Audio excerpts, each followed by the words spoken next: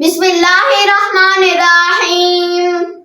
تمام تعریفیں اللہ کے لیے جو تمام جہانوں کا مالک اور پالنے والا ہے، اور بے انتہا درود حضرت محمد صلی اللہ علیہ وآلہ وسلم کی ذات اقدس پر، جو دنیا کے عظیم رہنما اور منصف ہیں۔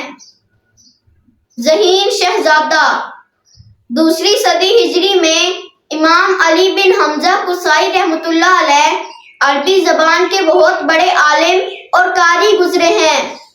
عباسی خلیفہ ہارون الرشید ان کی بہت قدر کرتا تھا اور اس نے ان کو اپنے بیٹے مامون کا استاد مقرر کر دیا تھا۔ امام قصائی شہزادہ مامون کی قرات سننا کرتے تھے۔ اگر وہ صحیح پڑھتا تھا تو وہ گردن ہلاتے رہتے تھے، اور اگر وہ پڑھنے میں کہیں غلطی کرتا تھا تو وہ سر اٹھا کر ان کی طرف غور سے دیکھنے لگتے تھے۔ جب وہ اس طرح دیکھتے تھے تو مامون سمجھ جاتا تھا کہ اس نے کوئی غلطی کی ہے، پھر وہ ٹھیک طریقے سے پڑھتا تھا۔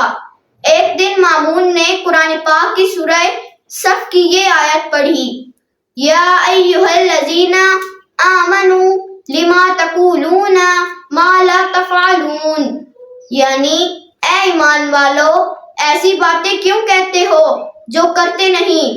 یہ سن کر امام قصائی نے سر اٹھایا اور مامون کو دیکھنے لگے۔ مامون نے دوبارہ یہ آیت پڑھی اور پہلے کی طرح پڑھی، کیونکہ اس نے پڑھنے میں کوئی غلطی نہیں کی تھی۔ اب امام قصائی گردن ہلانے لگے، لیکن مامون کے دل میں کھٹک پیدا ہو گئی کہ امام صاحب نے پہلے اس کی طرف جس انداز سے دیکھا تھا اس میں ضرور کوئی راز تھا۔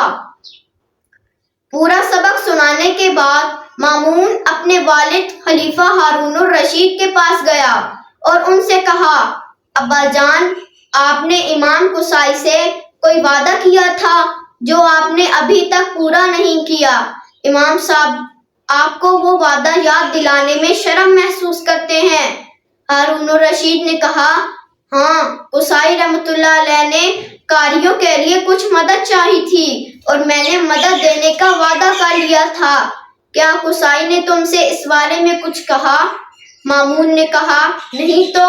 ہارون نے کہا، پھر تمہیں کیسے معلوم ہوا کہ میں نے ان سے کوئی وعدہ کیا تھا؟ مامون نے آیت والا سارا ماجرا سنایا۔ یہ سن کر ہارون بہت خوش ہوا اور اپنے بیٹے کو اس کی ذہانت پر شاباش دی۔ پھر اس نے امام قصائی سے وعدہ کیا ہوا وعدہ فوراً پورا کر دیا۔ اللہ ہمیں دین اسلام کے مطابق زندگی گزارنے کی توفیق عطا فرمائے، اور اللہ ہمارے ملک پاکستان کی حفاظت فرمائے۔ آمین۔ والسلام۔